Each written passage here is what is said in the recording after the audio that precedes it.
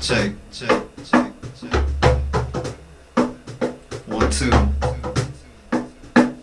Welcome to Studio B,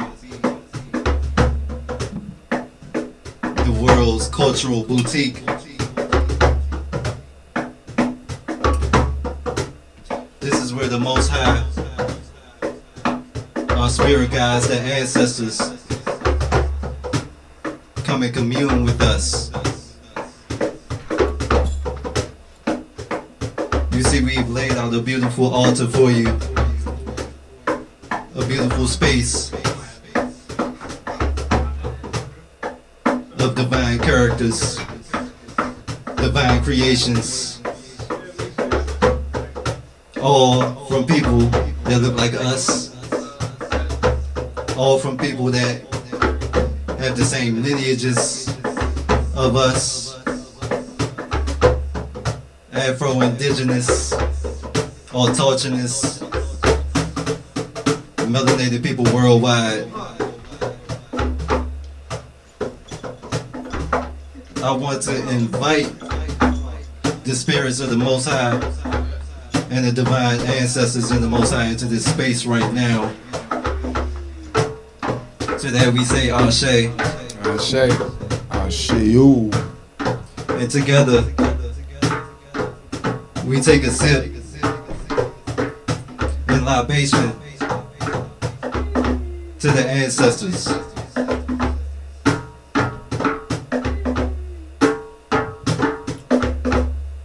Thank you, Most High. Thank you, ancestors.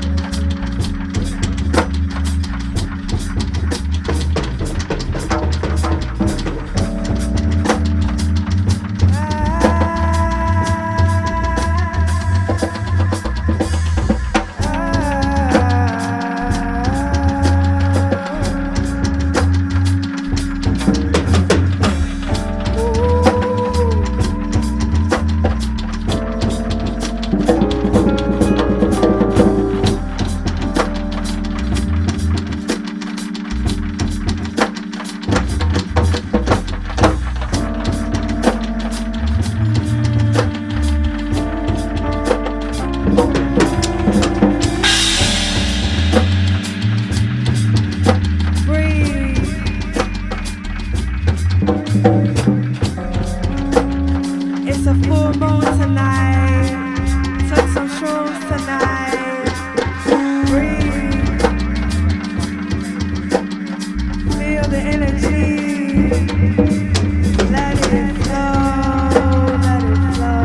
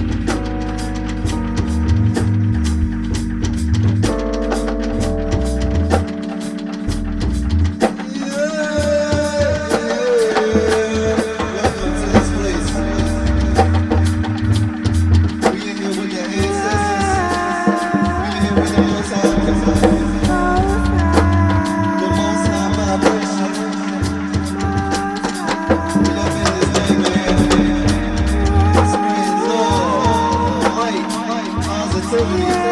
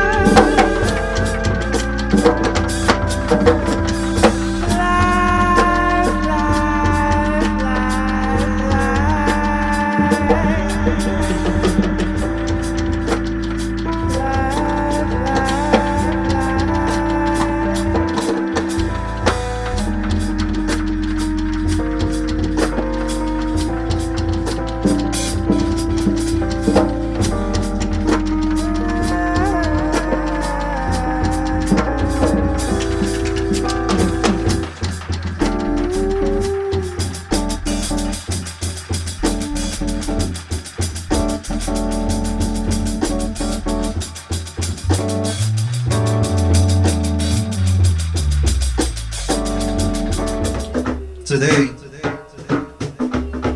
we're featuring my brother, Bashi Rose. But before I come to him, let me introduce you to my other brother, business partner, best friend.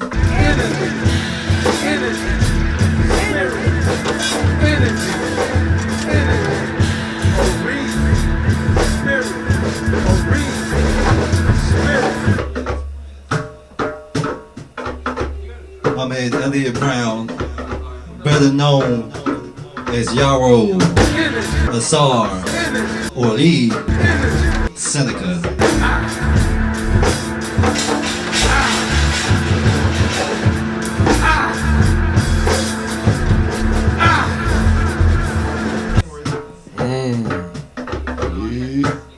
gonna get into some stuff with us. But back to our special, very, very special guest. Brother Bashi Rose. Peace, peace.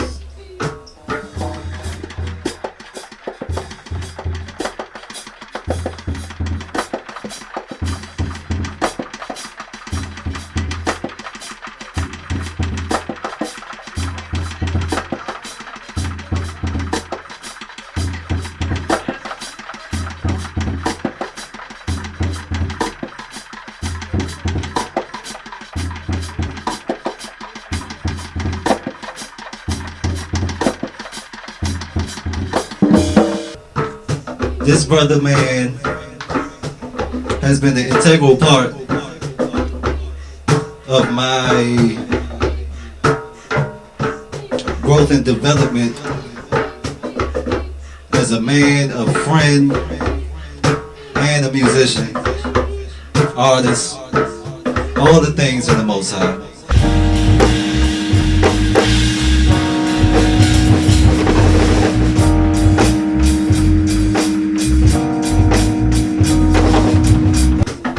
Give thanks, man. This brother introduced me to a way of playing that I was looking for my whole life.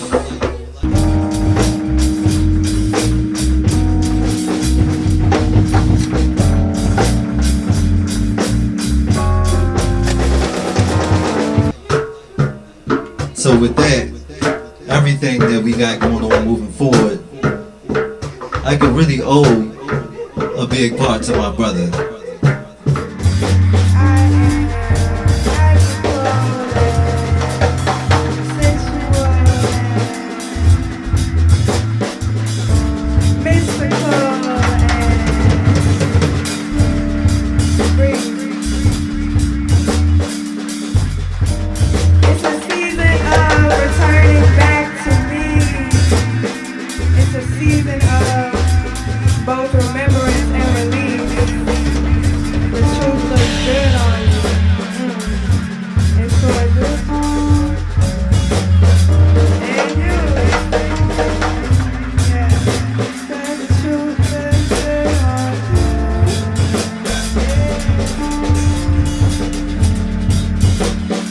You was about to say something. I said give thanks, yo. You feel me? Hey, man. Look. Look, like attract like, brother. You know what I'm saying? To be able to experience this happening now, I'm very thankful. What we do, improvisation, it allows us to experience the past, present, and future, right? It also allows us to be what we can potentially be in real time.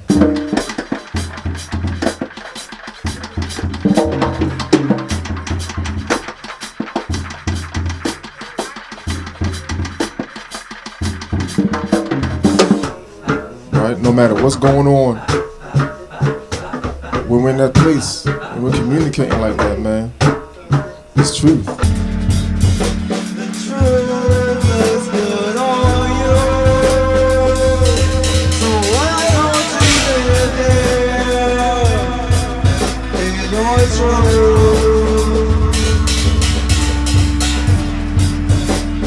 The truth is good on you, so why don't you live there in your truth?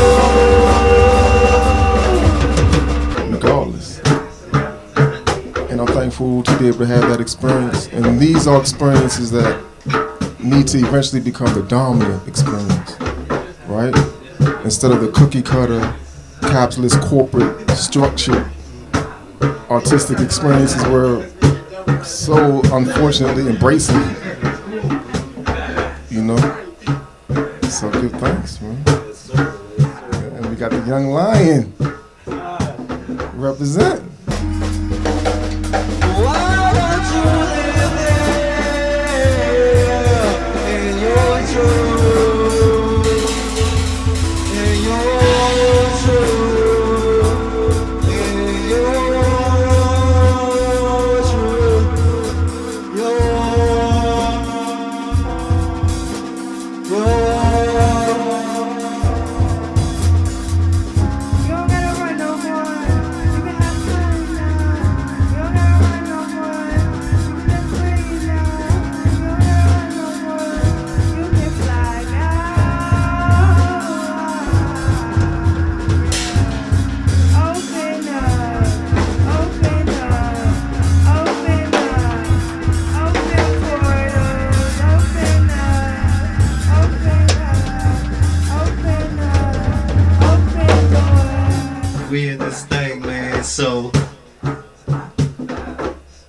start from the beginning, how they do it. Where you grow up at in Baltimore. How was it growing up where you was at? How did the, your musical journey, your artistic journey, your film journey, give us a timeline of your situation? I'm from, primarily grew up in Park Heights, West Baltimore. My grandmother's like off Gwen Oak, off Liberty Heights, but most of my experience was in Park Heights. Grew up there, early 80s, moved there. And that experience for me, man, my mother played a huge role. My mother's type of woman, Trini woman, had the door open to everybody. Community, man. She'll pack, I don't know how many of us, I lost count, man. She would put us in the car in the summertime, drive down to the Eastern Shore, you know what I'm saying, on the rim. You know what I'm saying, food cooked, the payload cooked, you know what I'm saying, the salad, everything, yo. Go to the beach. Those are the experiences I remember, man. And then hip-hop was just so... Give me more, give me more. It's getting grassy and I feel like dinosaur. And then I gotta go outside, go explore. Then I gotta go outside, make the tour. Gotta get the music up the ears in my pores. Y'all important, y'all important in the store. And then I gotta keep it going, get them forward. All the stuff that I be making, it is so. It is so, it is so. In my soul, it's a goal. When I stroll, this is why I'm in mode. This is why I make the goal. This is why I beat the mode. This is why I'm in control. This is why I overload. This is why I just take that dick and I take my time. This is why I'm gonna make the fun. This is why I'm gonna take my time. This is why I'm gonna break that line and everybody get that shit goes around like why I go into the block like you know this my I see that stop it. I guess I feel it go. Feel it so in my soul. And I feel like look at me, I got the soul. Singing loud, singing bold. I lose control, I lose control. This is fine, my soul. This is fine, for the soul. Sinner. Hip-hop was just so vibrant in my community, man. Like the older heads, all of them knew how to pop, or do crazy floor work, the windmills, all that. Brothers were DJing, you know what I'm saying? Had their parents' record collections spinning. Everybody knew how to beatbox. It was just, the experience was just every day in the summertime. You walk outside, cardboard boxes, dudes spinning, playing a game called Skelly. You take the chalk, draw the Skelly board on the street. You know what I'm saying? And then you had your tops. And we filled our tops with tar we dug out from the street. So those experiences, man, just like really shaped my sense of creativity, right? I wasn't aware of it back then, but now, as an adult man, I can look back and see how it shaped me. For example, we had a spot called the New Woods. All these old garages, but a lot of vegetation. Right, old mattresses used to flip on, jump off the garages, flip on the mattresses, have rock fights. Y'all going crazy up here. And there was all kinds of discarded items there. And I remember the honeysuckles grew like everywhere, right? And so anyway, make a long story short, one day we found like, I don't know how many feet it was of steel cable, right, covered in plastic. So then we found some old hollow pipes, plumbing pipes. And there were these trees in front of the school, Arlington Elementary, 3 trees, maybe about 50 feet apart.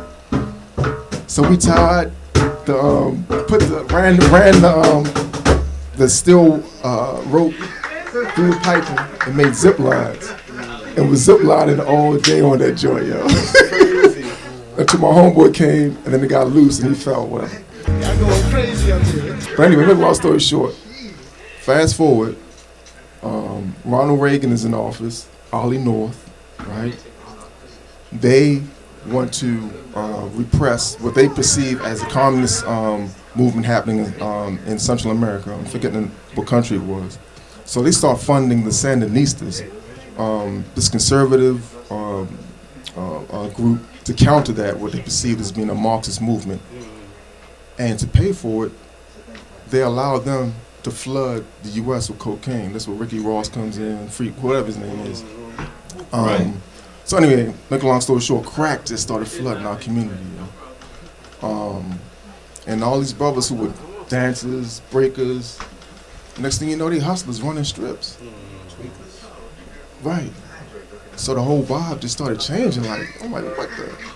So next thing you know, my homeboy's getting shot. I'm going to the hospital visiting them. You know what I'm saying? They showed me the bullet wounds and all this. So I'm like, yo. So I ended up going to the military.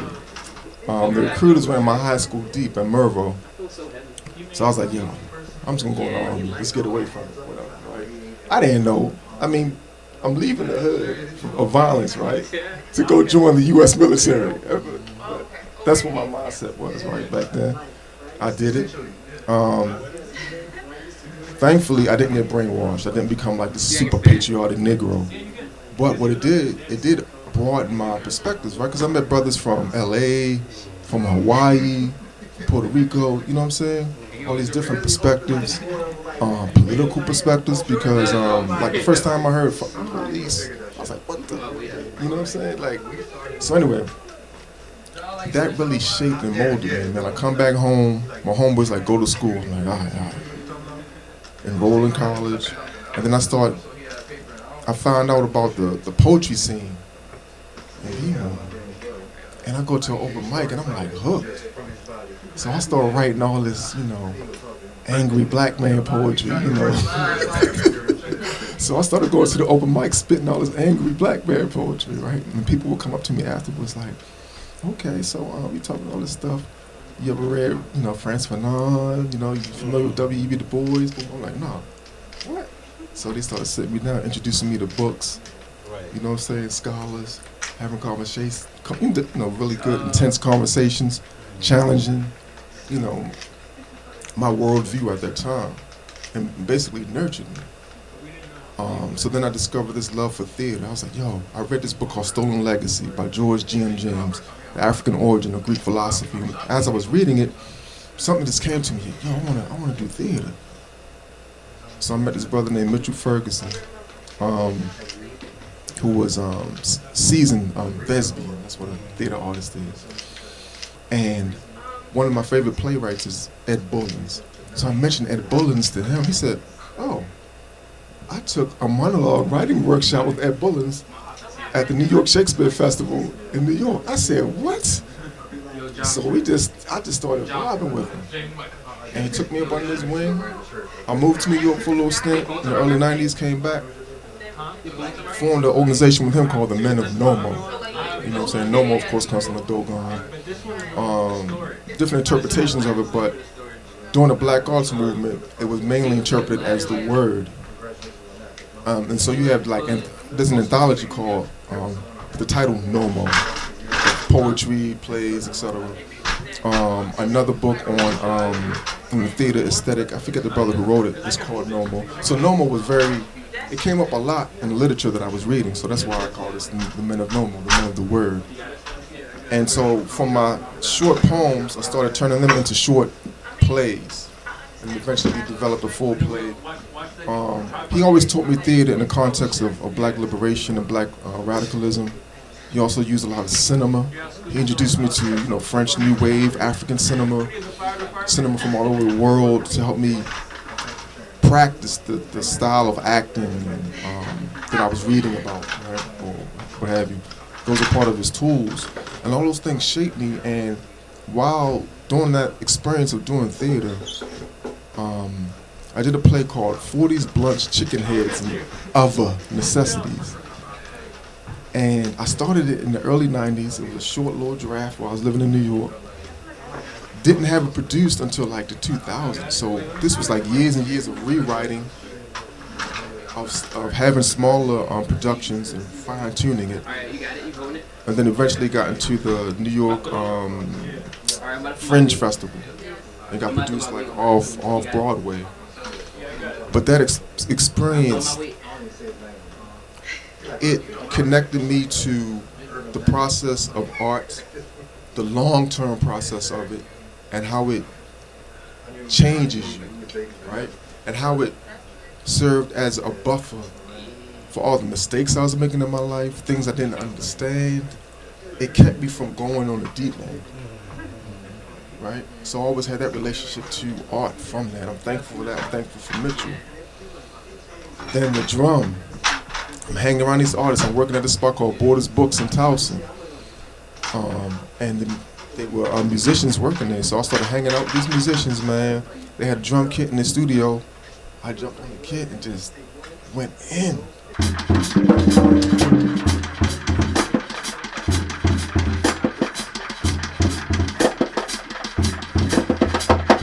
It was like, what the? Like, we was just rocking out. I was like, yo, something came over me. I was like, this drum kit is crazy.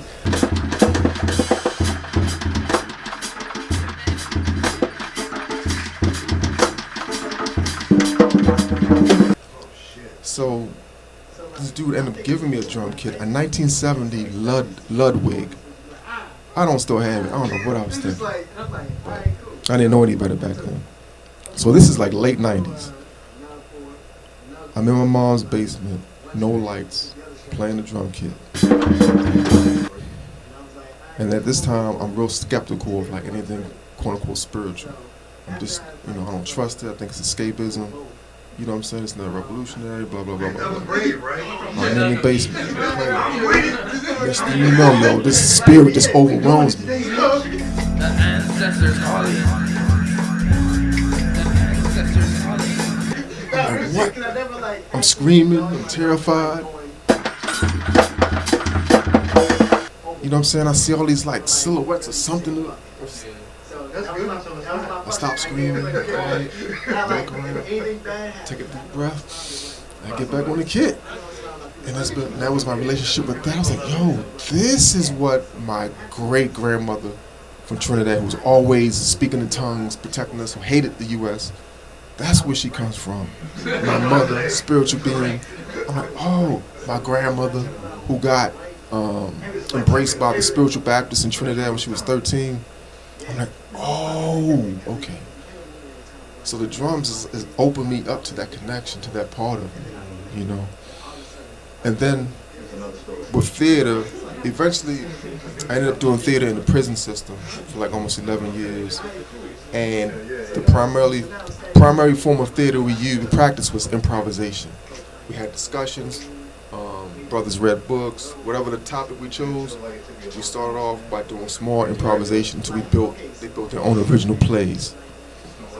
So that experience of improvisation, I translated that into music. Once I was able to find my tribe, Jamal Moore, you know what I'm saying? My brother Solomon, you know what I'm saying? The whole crew, man, David. I felt comfortable expressing myself on drums that way because I'm working with other folk who understand it, And I'm also working with folk who have been doing music in that form longer than me, right? So it's an opportunity to express my unique experience with the music with brothers who are trained, but at the same time are open enough, to that sense of freedom.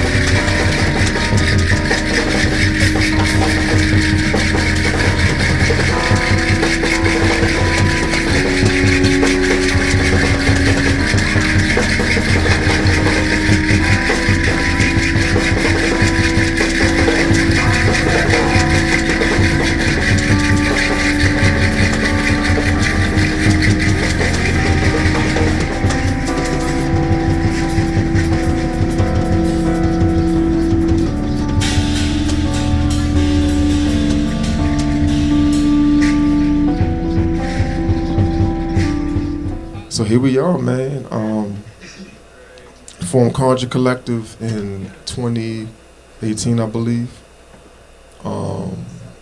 Initially, there were different members, and like all other organizations and bands, things evolve over time and change. You know what I'm saying? And now, we started off with vocalists, then eventually went. Now it's primarily instrumental. Myself, Solomon, David, Jamal, and how can I say it, man? Every time we play, it reminds me and blesses me with the opportunity to be like what I was destined to be, right, and to experience. And for me, my personal journey, sometimes doing that, I've felt short of that sometimes, But with the music, man, it helps to gel everything together. It also makes me constantly mindful of work that I need to do as a human being, as an artist, And I'm just thankful to be on this journey of discovery. That's beautiful. That's beautiful. I'm listening to you speak, and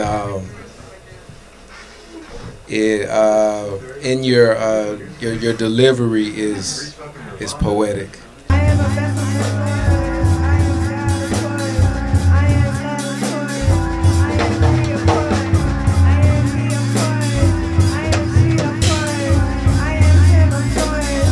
am Like the way that you deliver.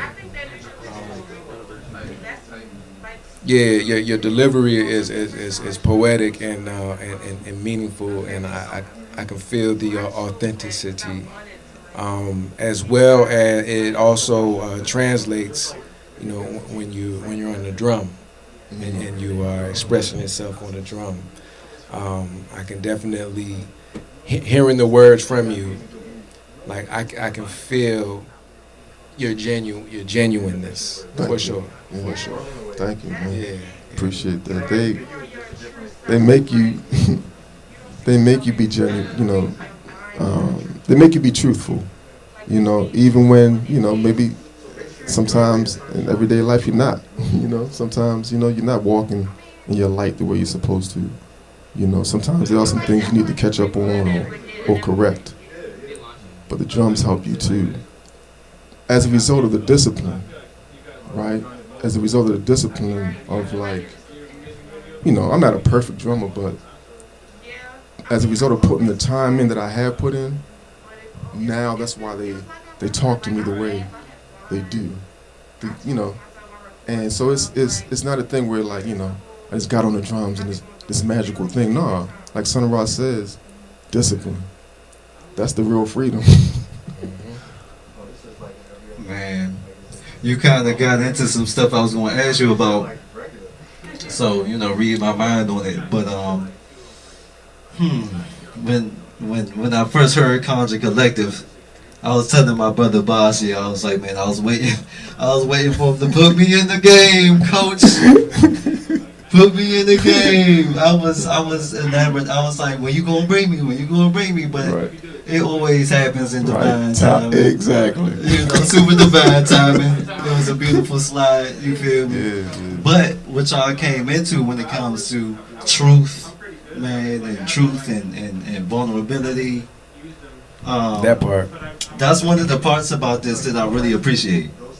One of my favorite parts of this is really like having the space to musically be as vulnerable as possible, because with me, y'all know I'm a psychic medium, so it's just like when I'm having these energies and feeling these energies, sometimes I don't know exactly what I'm feeling. I can't put words to what I'm feeling sometimes. I'm just getting the feeling of what's to come. Right. Feeling the energy that's around me before my consciousness is hip to it. So when I'm going through something actually consciously or just feeling some type of way, we get together and play. It's like, oh my God, like it go to another level. Right. And you really get to express and get the energy out and open yourself up, you know, again with the ancestors and the Most High, and let that energy channel through us. It's a healing experience. Exactly. We heal on that stage together. Yes. We be healing. We be getting it in. We be getting it together, dealing with the things that we need to deal with. So, you say that you used to be kind of skeptical of the spiritualism and stuff like that, and we giving it up to the ancestors and the Most High. So, what got you into your spiritualism?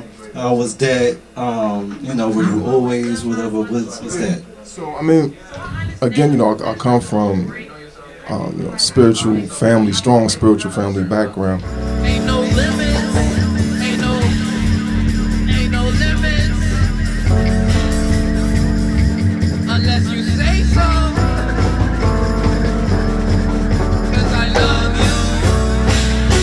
I love you. That's high and I love you. Me and Most High. That's high and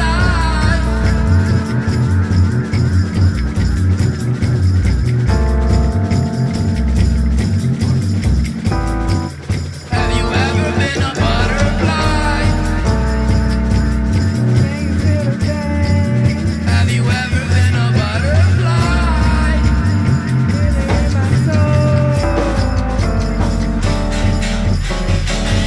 I know you see my wings. I know you see my wings. I know you see my wings. I know you see my wings. I'm higher than high. I and I.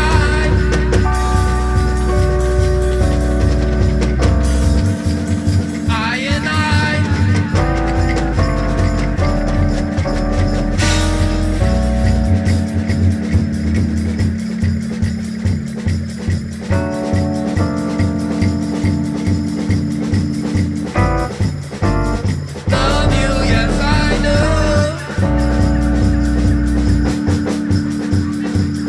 Love you, yes I do.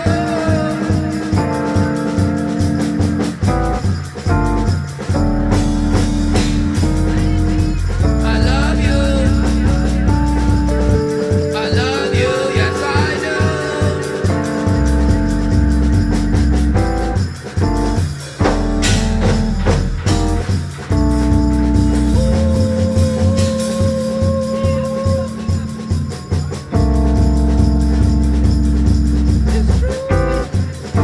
I love you, yes I do.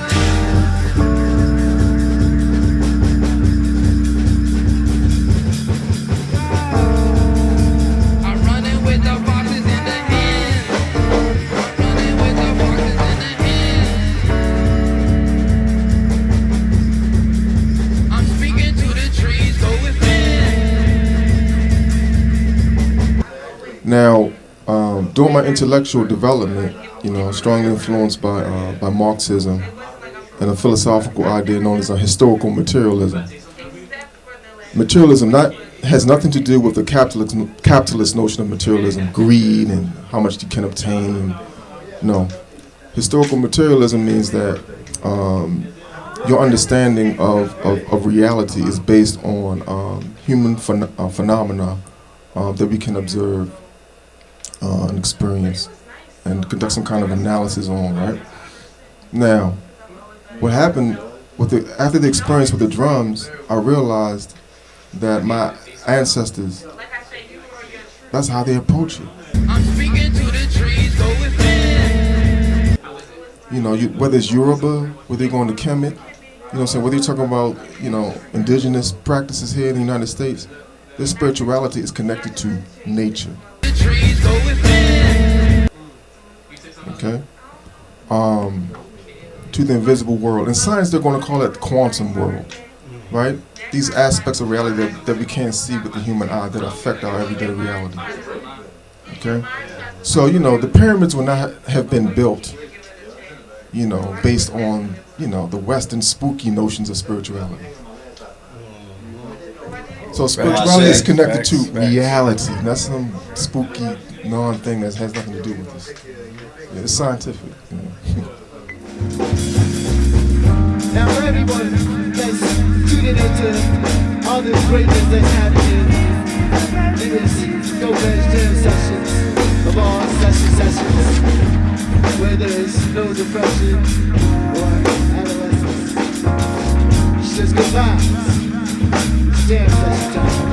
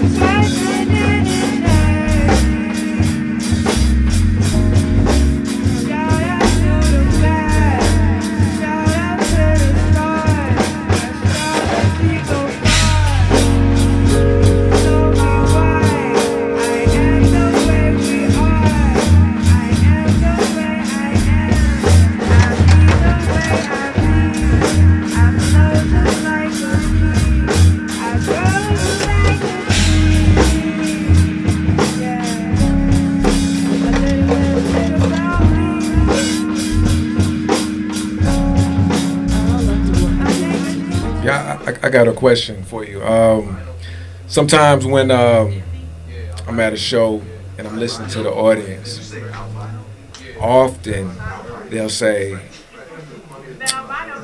personify the performance as a ride, as an experience.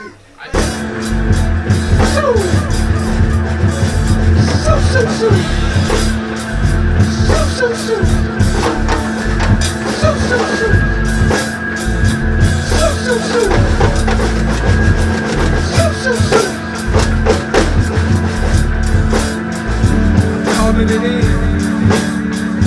I'm calling it in. I'm calling it in. I'm calling it in. Ancestor. I'm calling it in. Ancestors. I'm calling it in. Alignment. I'm calling it in. Blessings. I'm calling it in. Abundance. I'm calling it in. Glory. I'm calling it in. Power. I'm calling it in. Infinite. I'm calling it in.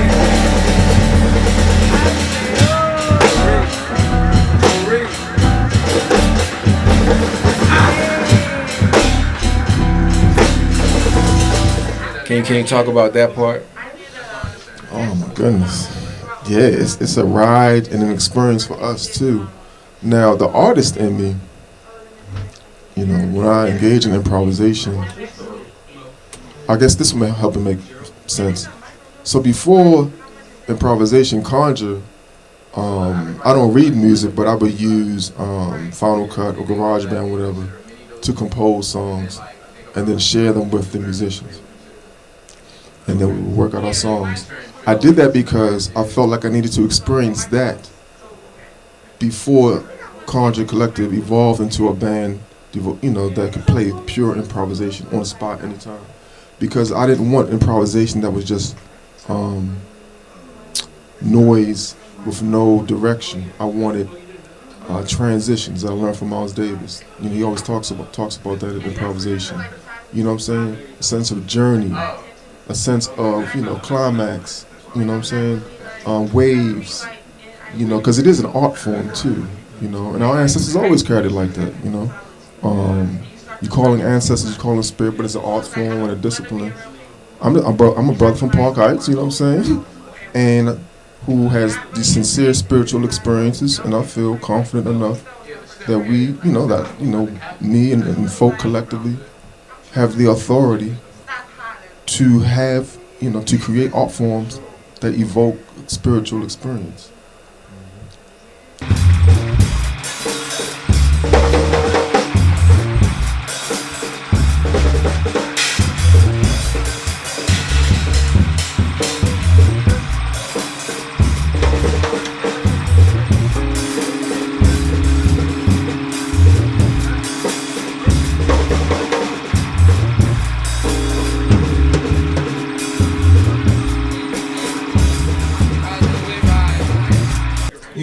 Me finally getting my chance to join the Magnificent Contra Collective. We've had some beautiful experiences. Yes, we yes, done played at. We done went from playing for I don't know, like walk around shit, Right. To Brooklyn Academy of Music, right. National Sawdust, the Shrine. Right. We up in New York. Man, sisters. Yeah. Man, messing with Bashi, I've been to New York more in the last year than I have been in my life. Ashe, man. Yeah, Ashe, it is beautiful. Ashe to the ancestors. Yeah. So, do you think, did you ever think you will really be doing stuff like this? Like, really getting to this point? Like, what does it feel like to be doing these things at this point? And what's your energy with that? Man, my energy with that is, all right, so, when I read about the Thelonious Monk, Coltrane, all these musicians, it's like the music is that's a relationship, right? The more these experiences happen, the more I appreciate that and I see it. It demands a certain amount of time. It does. You know what I'm saying? And so these experiences is just they're confirming that. They don't boost my ego. It just makes me want to work harder. That's where we at with it, right? And that goes back to why I fuck with this band, man. Why I fuck with my brother, because at this point it's like it's only time to get better. Exactly. Time to get tighter. Yep. You feel me? Get tighter. Get in the shed, do what we gotta do, man. And stay fresh, organic, and sincere to wherever we are in our lives. Right. We're expressing that, because that's what the people need. Yes. Speaking on expression, you mentioned poetry earlier. Yeah. You want to bless us with a with a verse? Yeah, that's the only one I know. So. All right, for sure. All right. Misogynistic script of existence acted out. Grandmama weary, traveling to corner, seeking to obtain lullaby of dust, snorted, head heavy nod. Standing next to God, she stands as she sleeps amongst car horns, flashing blue lights, fries, salt, pepper, ketchup, cheesesteak subs, corner stashes, splashes of insecurity, alienated commerce, identities immersed in toxic rivers of bedlam. On the one. Oh my God! On that note, we about to play. Yeah. All right, let's go. Let's get it. We gonna be right back in a second. On the one. Studio. Like I said, man, this is the start of a brand new beginning. We doing shit different.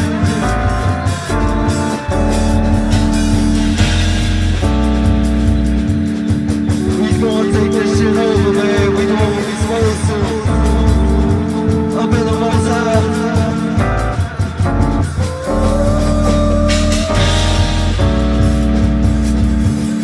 I thank the Most High for everything He's doing in our lives. It's a real beautiful time right now.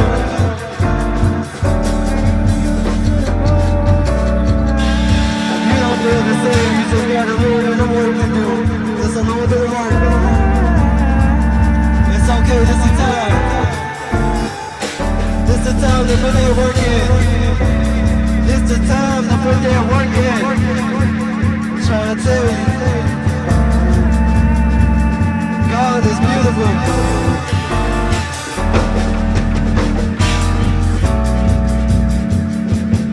I can't survive without the Most High. What we tell him? Yes, I do.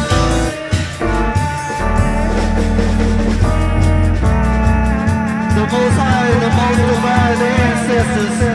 The ancestors. We live.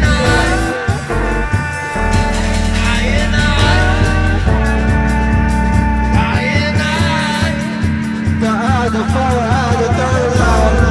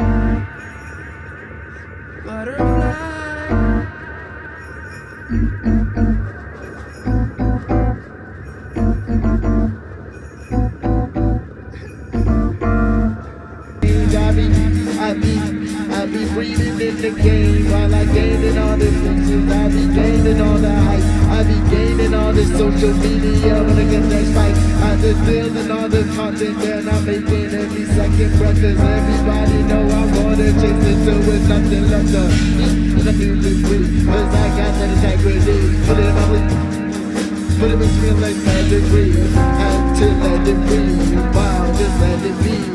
Now the integrity, storing the memory, yeah. Call that integrity, yeah. But I'm far from South Park, ha ha. That be integrity, it's how this melody.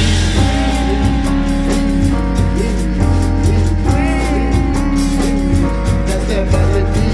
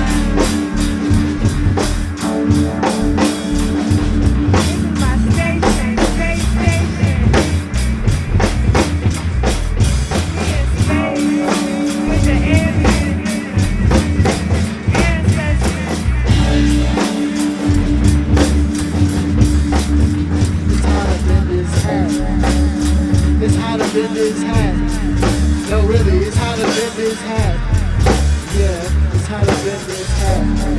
Well, we gotta make it a rap. Why? Cause it's hot as hat. With the lyrics that I'm about to go splat. Why? Cause it's hot in the hat. Well, when I put on that hat, I don't think it's a match. Well, I know I'm just that fly ass cat. Well, I just got it down like it's a bat. Well, I just tell them that I am that. And I am underneath the hat when it's on the floor, Anyway, I be going everywhere on the road. I never said it before, but I'm hot up in this hat.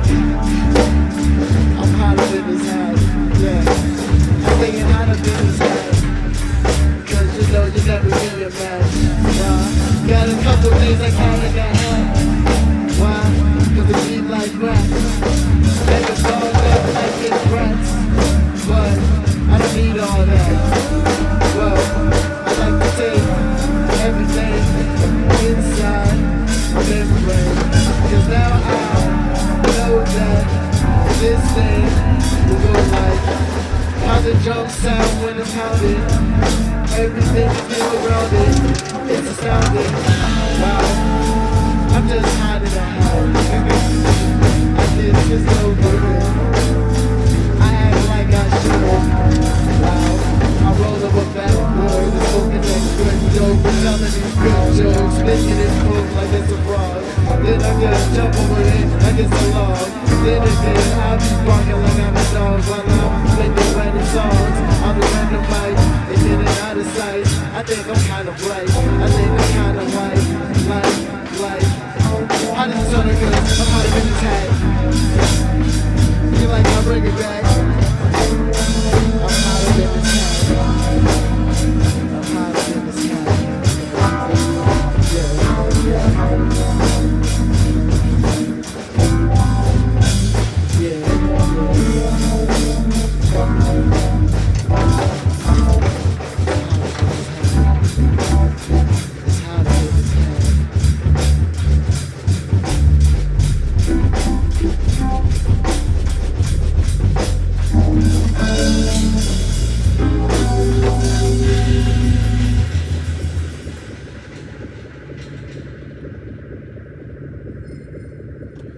This is episode 1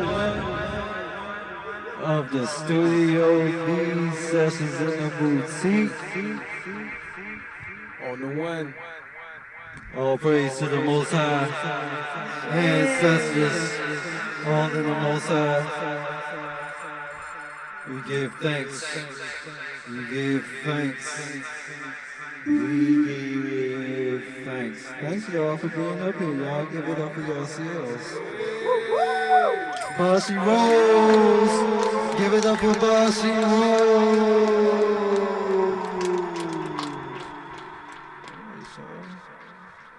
Brother, wrap it up.